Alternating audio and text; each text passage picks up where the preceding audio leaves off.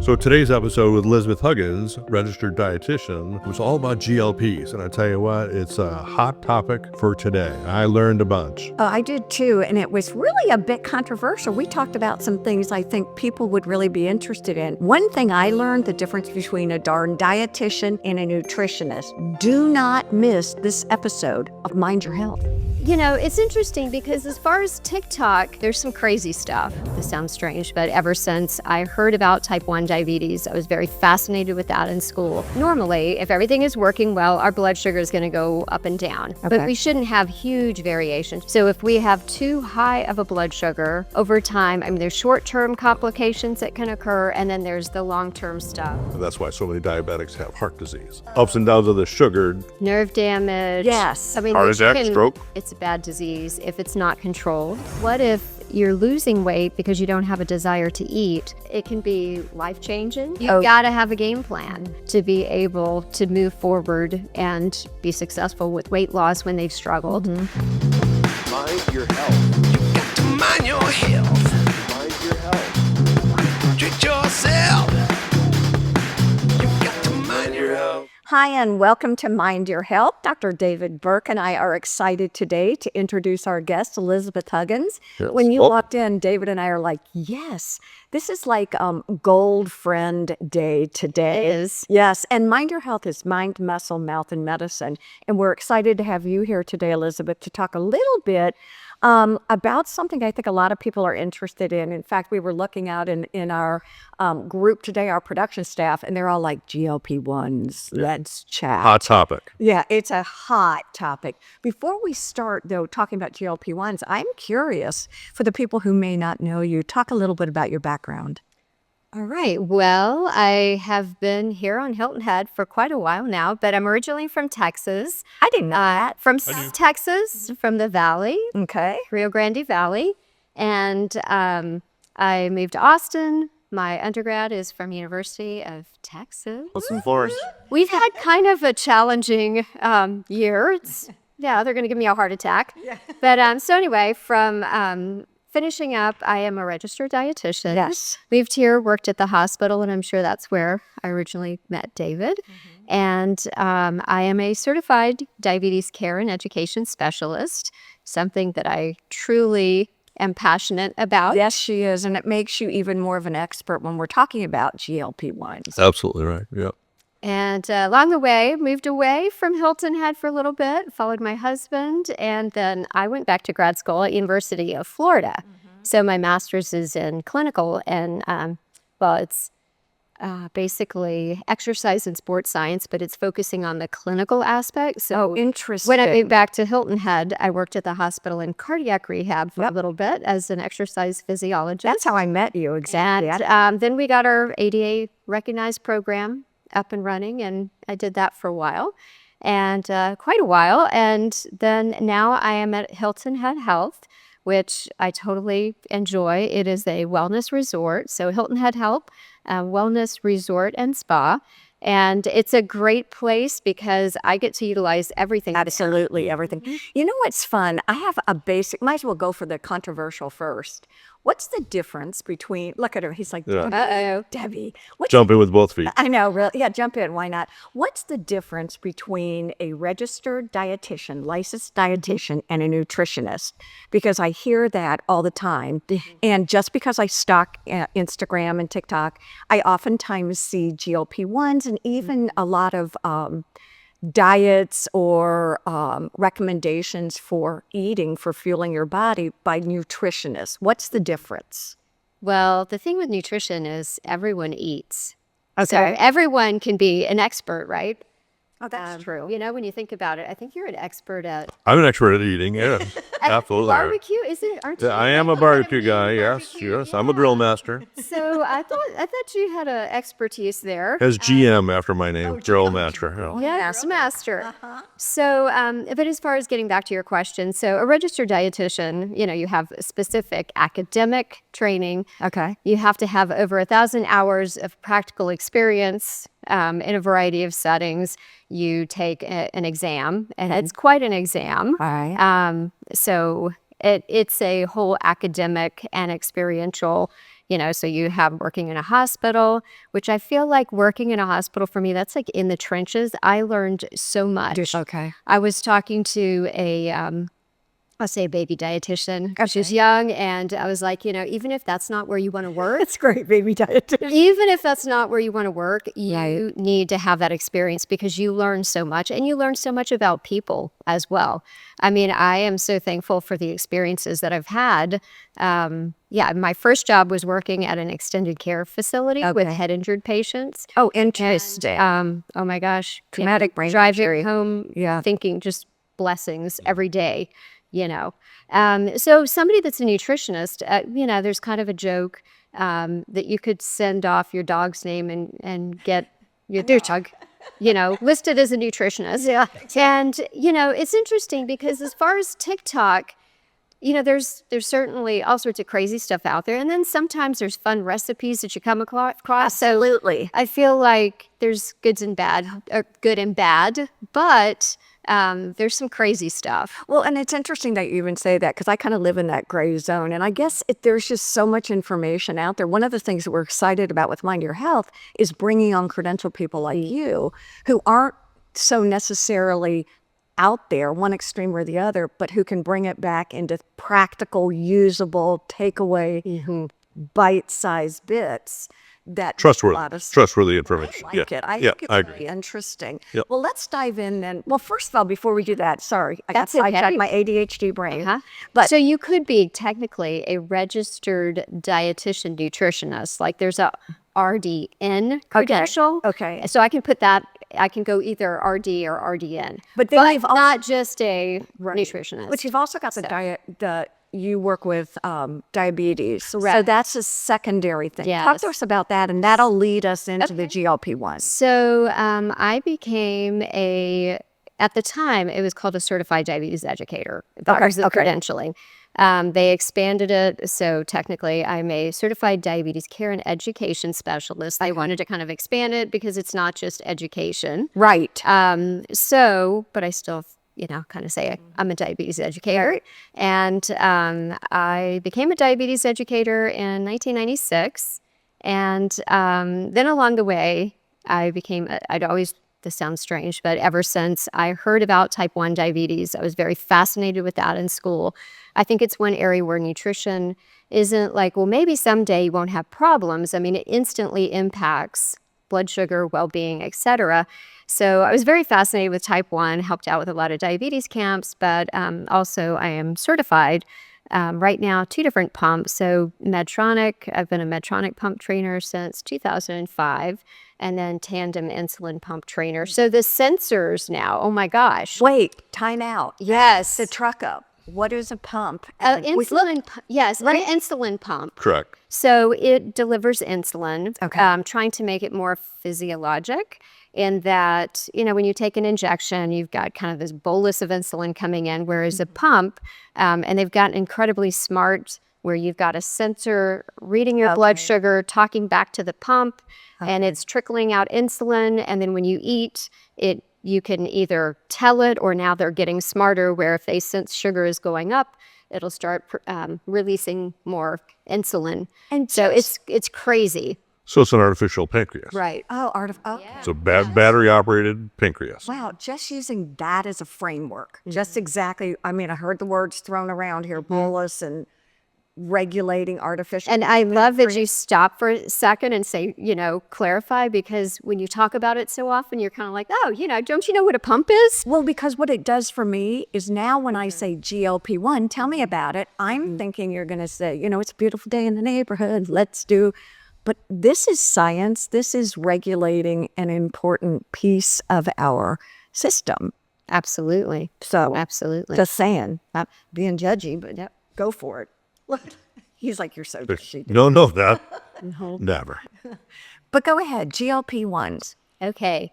So as far as GLP-1, the first one, basically the FDA approved it back in 2005, Byetta. And there's been a whole, I'm sure you remember Byetta. Then let's see, we had Victoza. That was a big one. But back in those days, and I'm sure as a pharmacist you remember, nobody really wanted to jump up and say, can I take this stuff? You know, it was a Okay. twice a day injection. For Byetta, Victoza was once a day.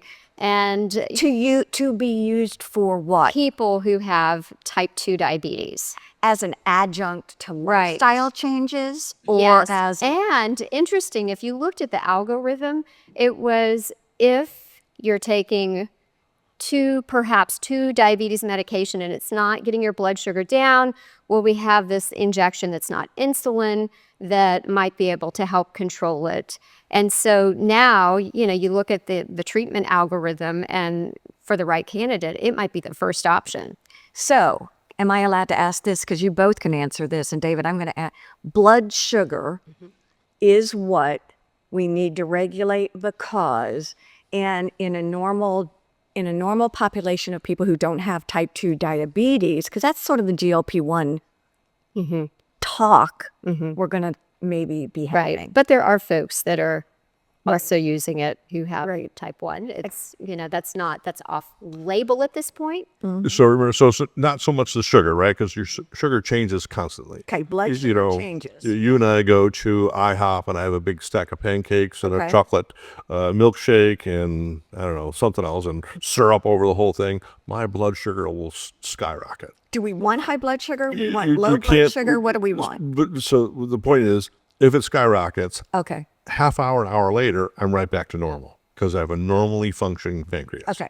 A diabetic has the same meal, his blood sugar skyrockets, but then does not come down fast enough. It stays high. Why is it important? I guess this one goes to her then. Why is it important to have a regulated pancreas or regulated blood sugar? What is the goal? What's the purpose of a pancreas? Why do we need that? So normally, if everything is working well, our blood sugar is going to go up and down. But Okay. we shouldn't have huge variations. We shouldn't have that fluctuation where it goes way, way up and then it stays up high for a long duration. So if we have too high of a blood sugar over time, I mean, there's short-term complications that can occur, and then there's the long-term stuff. But why do we care about blood sugar? Not to interrupt you, but why do we? What does Our brain right now Well, is there. running on glucose. Okay, there you Our go. muscles, et cetera. So, I mean, it's an important fuel for our body. Got it. So, you know, if it's up too high, the problem is you start to have some of that sugar attached to tissue. And if you think about where do you have blood in your body? Okay. Everywhere. Everywhere. You know, so from head to toe, over time, too high of a blood sugar can take a toll. You know, it's changing the tissue in a negative way. Damages those vessel walls, and that's why so many diabetics have heart disease, because the ups and downs of the sugar damages the integrity of that vessel wall. So what I hear is what you're saying is the extra blood sugar attaches any place there's blood or tissue, and it erodes or causes changes to that tissue. So I may get or I may get Nerve damage. Yes. I mean, Heart which attack, can- stroke. Yeah, which most people know it's a bad disease if it's not controlled. I have to say this, thinking of like keeping it positive. I mean, it's especially type 1 can be incredibly challenging. You know, it affects every part of your life. You don't just wake up and go, what am I going to have for breakfast? It's like, well, what is my blood sugar? And, you know, lots of thinking constantly going on. I've heard all those things too, but you know, it does require right now in the United States, it requires prescriptions. There's something you need to talk to your provider with, and it's about short-term and long-term goals, right? Okay. Because I can guarantee you're going to lose weight. okay. But then what happens when you either stop or run out of money or reach your desired goal? Or just get tired of having to take it and deal with Correct. it. Deal with it. Okay. Correct. So then what? In the worst case scenario, you stop and then you bounce back to the previous weight. You know, that's more damaging in the long run. So for people who don't go ahead. No. For people who don't necessarily go to a physician but may go online or may, I guess what's been interesting now that in preparation for you coming to talk, I've talked to as many people as I can who have experienced or are on GLP-1s. And my question is, how much do you take? And they're like, about this much, or I take a 2. What's a 2? No, I take a 7. No, I have a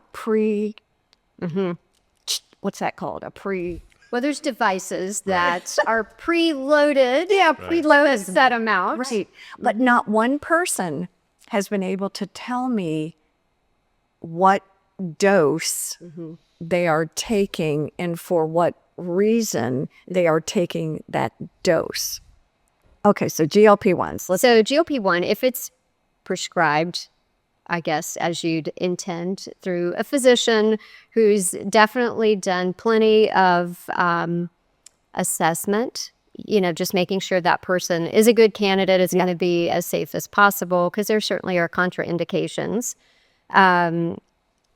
Basically, the way the drugs by the FDA are regulated, it's like, okay, you start at a lower dose and you titrate up. Okay. I'm sure if you were doing any reading, you ran across lots of terms talking about microdosing. Yes. And that's become quite it's almost like, thing. ooh, I'm microdosing. And so, it's taking it at a lower dose. Okay. So, it might be that eventually that person who's microdosing gets up to maybe just the initial starting dose, but it's much smaller amounts. Okay. And, if you have a pen device, you can't really quite microdose, if it's a single serve. Right, single serve. Yeah, but because there are pharmacies that dispense it where you could microdose, Right. that has become a thing. And I think whether you mentioned cost once again, that became a thing when it was short supply, rationing. It's cheaper. You can microdose, so you can try to be on it.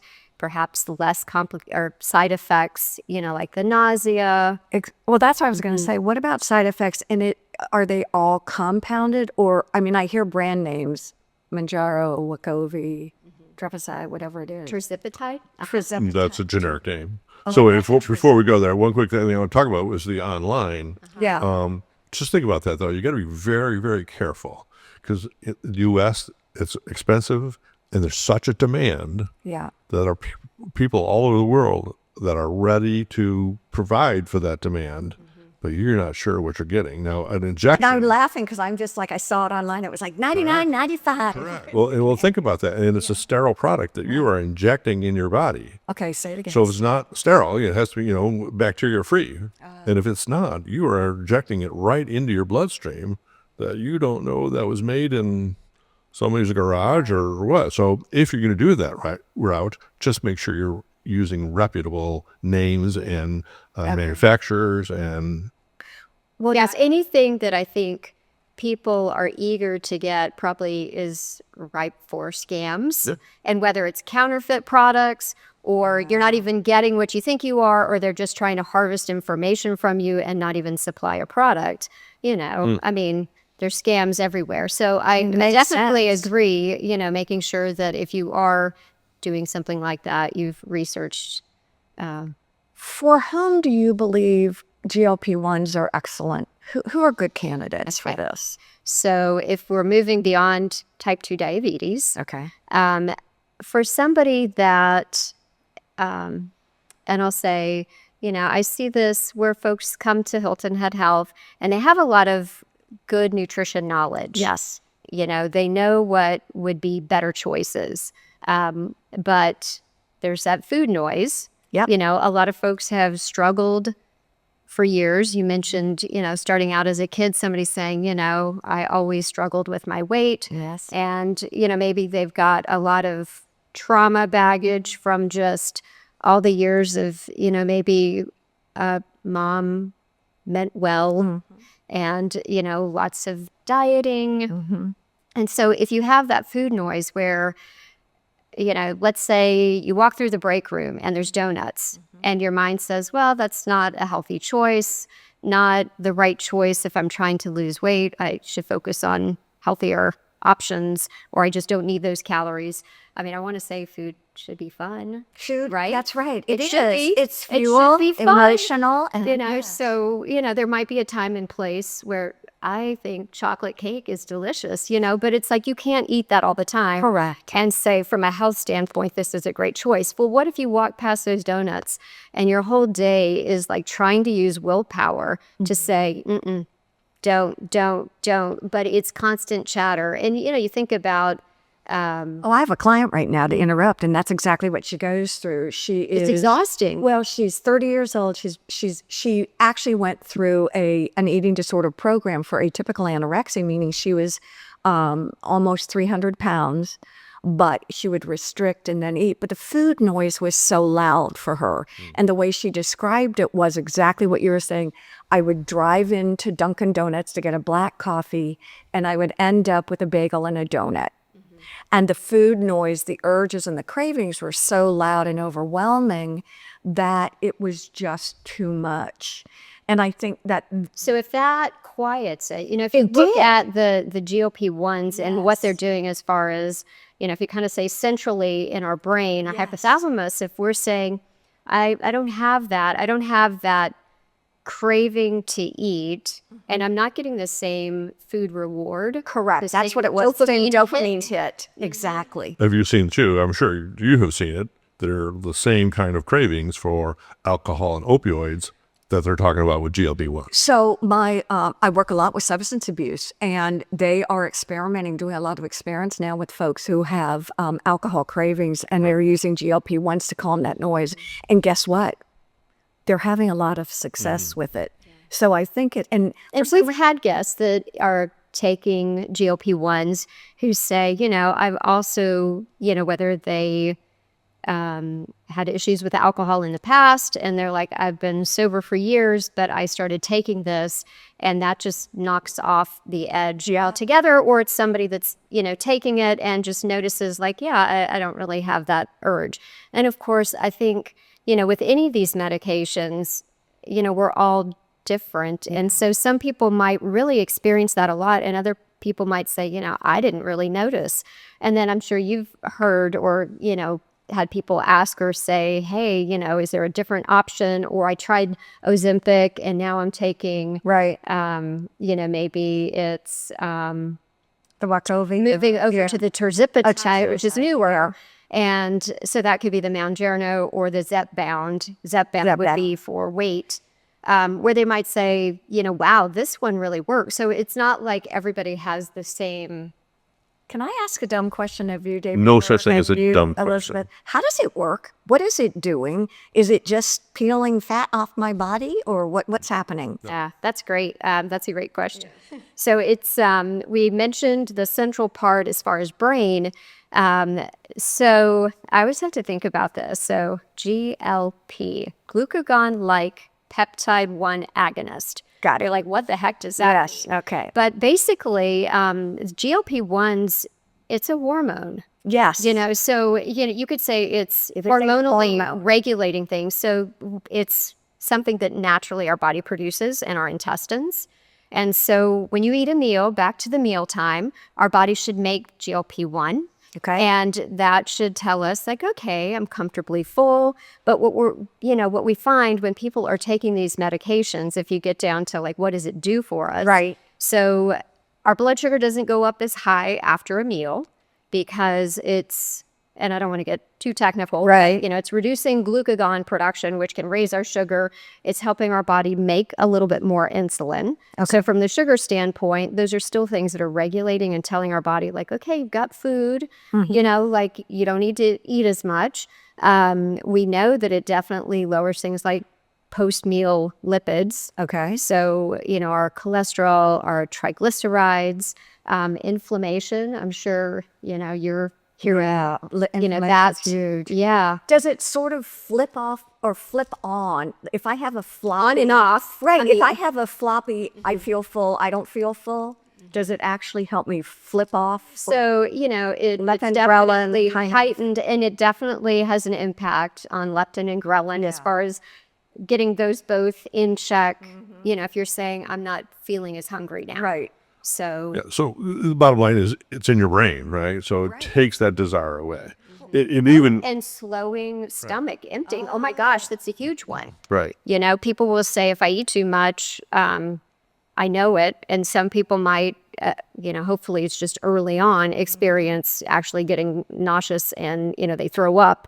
And that's the type of thing that I say, hopefully that's early on where they know like, okay, I need to start paying attention, being much more mindful about that feeling. So I stop. because you shouldn't be throwing Well, up. so it's the interoception piece where you actually feel inside your body. You pay attention. And that's also where dose comes important. Because I had a friend of mine that was on it, and for good reasons, but he said, I don't even feel like eating at all. Right. He said, I haven't eaten in 5 days. Because I have to force myself to eat. Well, that's not healthy. And also, when you're losing weight, you're also losing muscle. Right. So you have to be careful. Mike, my husband, was right on the cornerstone of type 2 diabetes, just bad habits, getting older.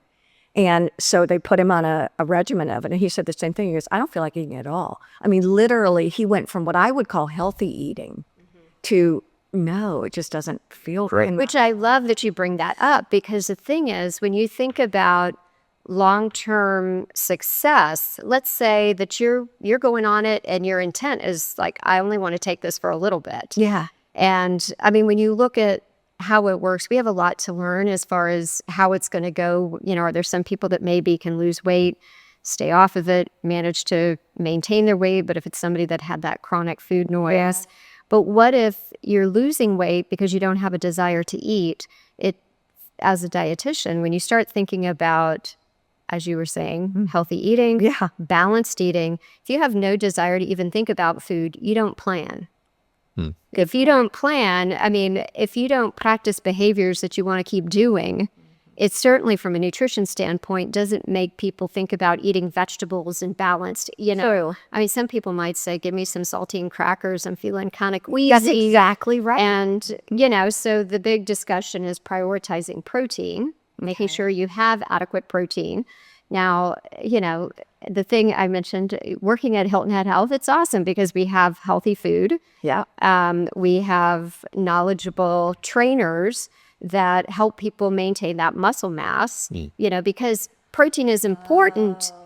But the thing about protein is just eating more and more protein doesn't help you maintain muscle. You got to use it or lose it, right? Right. And so there's that nice balance. Yeah. 4-ounce piece of chicken's not going to do it.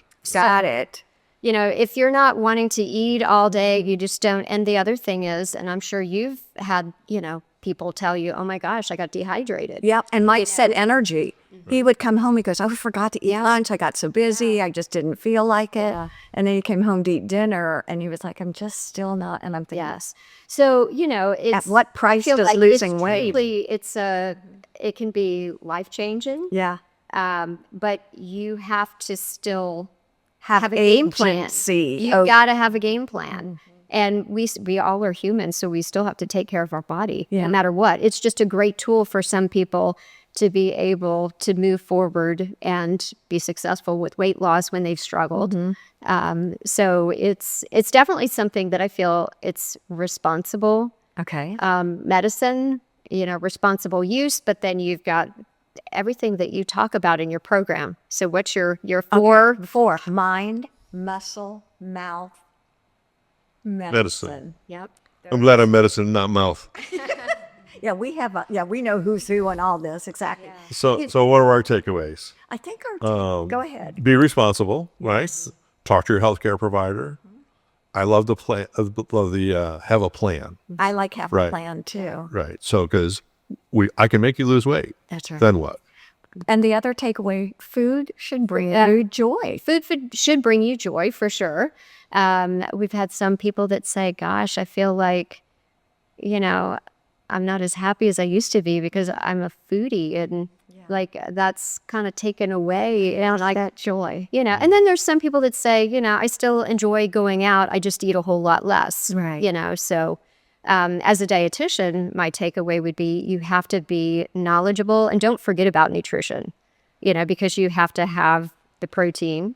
You still need fiber coming in. You need good nutrition. You need those antioxidants. So while it could be a tool that kind of makes certain things easier, you don't want to forget that you still have to eat well. I mean, some people, because their calories are so reduced, they really might benefit from taking multivitamins or other supplements. If you're reduced down so much and you don't get the vitamins and minerals that your body needs, I mean, whether it's iron, calcium, B12, whatever it might be. So I would say being knowledgeable, going to websites, for example, the drug companies and making sure you know what are the side effects. Yes.